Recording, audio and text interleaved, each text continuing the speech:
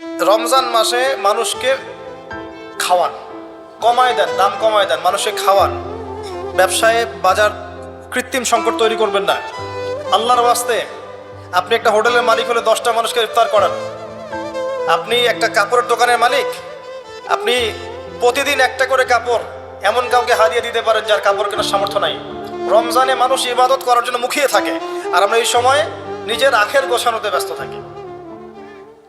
এটা ঠিক না। জাকাত যাদের ফরজ হয়ে গেছে রমজান মাসে ক্যালকুলেট করেন, জাকাত দিয়ে দেন। এবং যদি পারেন সামাজিকভাবে কালেক্ট করেন, রাষ্ট্রীয়ভাবে কালেক্ট করেন। যদি পারেন সংগঠন আছে না, ছোট ছোট অ্যাসোসিয়েশন, এগুলো দিয়ে কালেক্ট করেন। সবার মাঝে মিলান, যেখানে উপযুক্ত খাতে মিলান। ইকোনমিক সিস্টেমটা সুন্দর হবে। এমনও মানুষের কাছে মানে মানুষকে জাকাত দেওয়া জায়েজ আছে যে অমুসলিম, কিন্তু আমরা চাচ্ছি সে ইসলামের সৌন্দর্য দেখে ইসলাম কবুল করুক। বল মুআল্লাফাতি কুলুবুহুম, একটা খাত আছে, 8টা খাতের একটা খাত। আমরা কখনো এই কাজটা করেছি?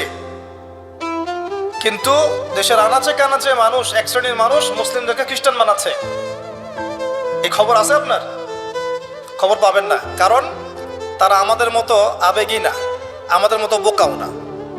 কেন আমরা আবেগী, কেন বোকা? মনে করেন কিছু একটা করলাম, একদম ভিডিও করে ছবি তুলে সারা মিডিয়া অনলাইন ফাটায় ফেলায় যে আজকে আমি একটা কাজ করেছি।